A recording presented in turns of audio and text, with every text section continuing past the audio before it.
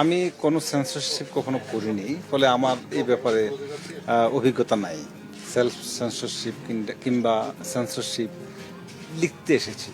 আমার মনে যে ভাব আসে, যে চিন্তা আসে, যে বিষয় নিয়ে আমি লিখতে বসছি, সেই বিষয় সংশ্লিষ্ট যা কিছুই আমার ছোট গল্পে এবং উপন্যাসে আসা দরকার, তাই আসে আমার কাছে। আমি কখনোই সেন্সর দরকার আছে বলে মনে করি না। আমি কাকে ভয় করবো? কার ভয় আমি সেন্সর করবো? পাঠককে? আমি তো পাঠকের তোয়াক্কা করে লিখতে আসিনি। রাষ্ট্রকে ভয় করবো? আমি তো রাষ্ট্রের বিরুদ্ধেই লিখতে এসেছি। রাষ্ট্র নামক যে একটি সংগঠন, প্রতিষ্ঠান, যে অনাচার, যে বর্বরতা, যে নৈরাজ্য, রাজ্যের নামে নৈরাজ্য সৃষ্টি করে, তার বিরুদ্ধে তো আমি লিখতে এসেছি। আমি প্রশাসন নামক যেই সংস্থাটি অপশাসন করে, তার বিরুদ্ধে তো আমি লিখতে এসেছি। সুতরাং আমি যদি তার ভয়ে আবার সেন্সর আরোপ করি, সেন্সরশিপ আরোপ করি, তাহলে তো আমার লেখার দরকার নাই। লেখার কি দরকার? আমি অন্য পৃথিবীর যে কোনো কাজ করতে পারি। অর্থনীতি, একটু আগে বলছেন তিনি অর্থনীতি পড়ালেখা করেছেন, আমি অর্থনীতির যে কোনো সাবজেক্ট নিয়ে কাজ করতে পারি। আমি মাটিও কাটতে পারি, আমি ফুল চাষ করতে পারি, আমি ব্যাংকে চাকরি করতে পারি, আমি মুদ্রণ, প্রকাশনা, যে বাইন্ডিং, বই বাইন্ডিং করে সেটাও করতে পারি। আমার কাছে বই লেখার দরকার নাই। বই লেখা একটা সুপ্রিম ব্যাপার, মানে নিজ স্বশাসিত একটা ব্যাপার, স্বকৃত একটি ব্যাপার। যে কাজটা আপনাকে কেউ বলছে না যে আপনি এটা করতে হবে, লিখতে হবে আপনাকে। আপনি নিজের তাড়নায় আপনি লিখতে এসেছেন এখানে। এবং নিজের তাড়না লিখতে এসে যদি নিজের আঙ্গুল নিজে কেটে ফেলেন, নিজের পায়ের আঙ্গুল কিংবা নিজের চুল নিজে কাটেন, নিজের পাপড়ি, নিজের ভ্রু, নিজের ঠোঁট, নিজের কান নিজে কাটেন, তাহলে সেটা আপনি উম্মাদ, আমি উম্মাদ। আমার এই উম্মাদনের তো কোনো প্রয়োজন নাই, সমাজেরও কোনো প্রয়োজন নাই, রাষ্ট্রেরও কোনো প্রয়োজন নেই, পৃথিবীর জন্য কোনো প্রয়োজন নাই। দারুণ। এবং হিমি এর সাথে যখন আমার কথা হচ্ছিল, হিমিকে আমি বলছিলাম যে হিমি, আপনি যদি সাংবাদিক না হতেন তাহলে আপনি কি হতেন, বা আপনি যদি পাঠক না হতেন তাহলে আপনি কি হতেন। ও বলছিল যে ওর লেখক হওয়ার খুব ইচ্ছা। হ্যাঁ, এখন আমি জানতে চাই, আমি তো লেখক হতে পারিনি, আমি পাঠক হয়েই রয়ে গেলাম। আমি আপনার কাছে জানতে চাই, আপনি তো একজন লেখক, আপনি যদি লেখক না হতেন তাহলে আপনি কি হতে চাইতেন?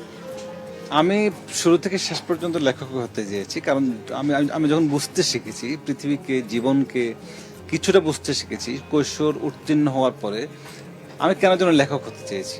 হ্যাঁ, যে আমি আমার সমস্ত কিছুর বিনিময়ে আমি লেখক হতে চাই।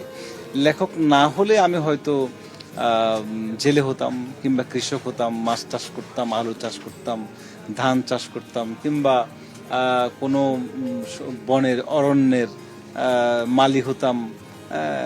নানা কিছু করতে পারতাম। কি হতে পারতাম আমার আসলে সেরকম ভাবনা অতীতেও ছিল না। আমি শুরু থেকে শেষ পর্যন্ত লেখক হতে চেয়েছি এবং লেখক হতে চাই এবং লেখক আছি, লেখক জীবন যাপন করি।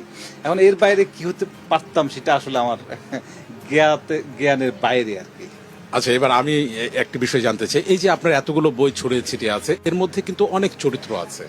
তো চরিত্রগুলো কি আসলে আপনার নিয়ন্ত্রণে থাকে, নাকি চরিত্রগুলোই আসলে আপনাকে নিয়ন্ত্রণ করে লেখার সময়? অধিকাংশ ক্ষেত্রে চরিত্র আমাকে নিয়ন্ত্রণ করে, আবার কখনো কখনো আমি নিয়ন্ত্রণ করি। চরিত্র যখন লিখি তখন চরিত্রের মতো করেই সেই এগোতে থাকে। যেমন আমি যে উপন্যাসটা এখন লিখছি, এটা আগামী বইমেলায় প্রকাশিত হবে। সে আমি ভাবলাম যে ওই চরিত্রটাকে আমি নির্মাণ করব, আমি তৈরি করব, আমি যেদিকে পরিচালিত করব সেদিকে যাবে। আমি কলকাতা থেকে তাকে দিল্লিতে নিয়ে গেলাম, দিল্লি থেকে আগামী এসে ট্রেনে তুলে দেবো, ট্রেন থেকে সে ঝাঁপ দেবে। কিন্তু আমি যা চেয়েছিলাম শেষ পর্যন্ত তা হলো না। ওই চরিত্র ওইটা ডিমান্ড করছে না, দাবি করছে না। ফলে আমি তাকে নিয়ে গেলাম মহারাষ্ট্রে। আসলে সে মহারাষ্ট্রে যেতে চেয়েছিল, মহারাষ্ট্রের কোনো একটা ট্রেন থেকে সে ঝাঁপ দিতে চেয়েছিল আত্মরক্ষার্থে। ফলে সবসময় যে লেখকের নিয়ন্ত্রণ থাকে তা কিন্তু না। চরিত্র কখনো কখনো লেখকের উপরে নিয়ন্ত্রণ প্রতিষ্ঠা করে।